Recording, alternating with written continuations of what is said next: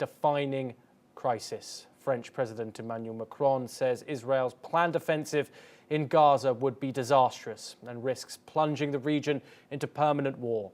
Speaking after talks with Jordan's King Abdullah and Egypt's President el-Sisi, Macron urged a permanent ceasefire, the release of all hostages and large-scale humanitarian aid for Gazans. He called for Hamas to be disarmed and the Palestinian Authority strengthened, while proposing an international stabilization mission for Gaza.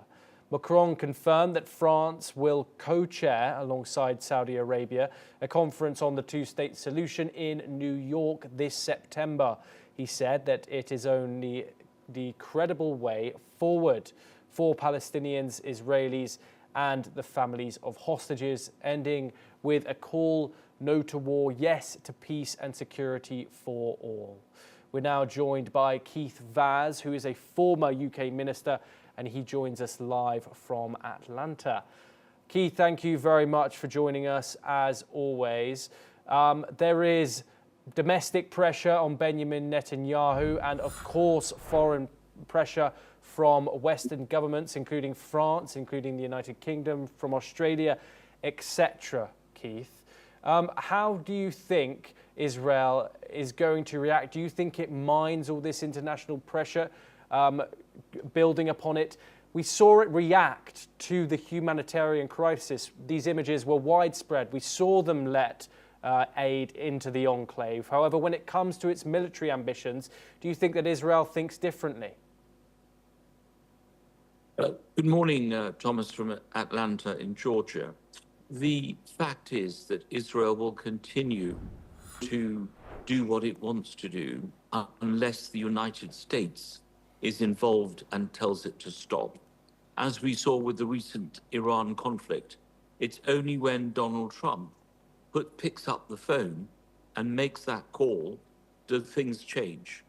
As you know, the entire Israeli war machine is being funded by the American government. You cannot get the kind of sophisticated weapons that Israel has at its disposal without the massive amount of support that is being given as far as defense is concerned.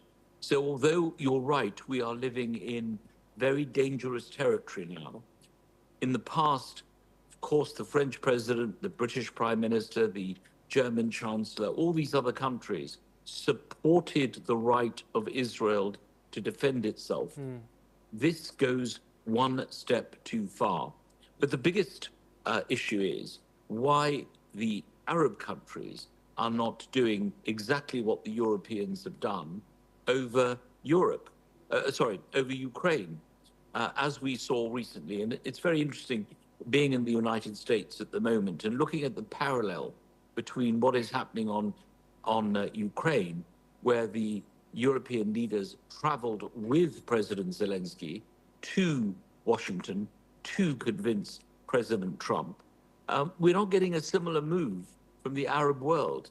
I see no demands from the president of Egypt or the Crown Prince of Saudi Arabia or the King of Jordan to say, hang on a minute, this is going to be a disaster.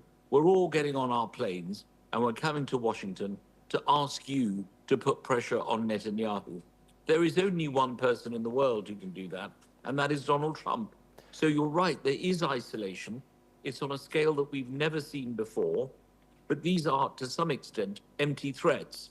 Look, France is not going to do to Israel what it's proposing to do to Russia in Ukraine. So these at the moment are just words. Keith, you speak about the relationship between Israel and the United States, and we obviously saw Joe Biden and Donald Trump, two opposites. However, what seems to unite them is their support for Israel. Now, a 2025 Gallup poll in July said that only 32% of Americans now support Israel's military action in Gaza. Now, these are the people who are, in the next 5-10 years, are going to have positions of power. Do you think Israel, in its current actions, risks isolating itself long term? Thomas, let's be very clear. The reason why the Democrats and the Republicans are united in support of Israel is that the lobby in Washington is the most powerful and the most resourced lobby in the world, and that lobby supports Israel. So if you are running for re-election and your biggest supporters are people from the Israel APAC, you're going to be listening to whoever funds you. I'm afraid that's the reality of it all. Other issues do not come into consideration at this present time. So unless you have a new generation of people coming forward saying, we're not taking money from foreign powers. There was a very interesting program that I watched recently with Tucker Carlson, who is a MAGAite, talking to Ted Cruz about the amount of money that the Israeli lobby gave him. So these are issues that obviously go well beyond politics. That's why the parties are united. Yes, Keith, fascinating. Thank you for that insight. However, we do have to move on, but to a related development. The Palestinian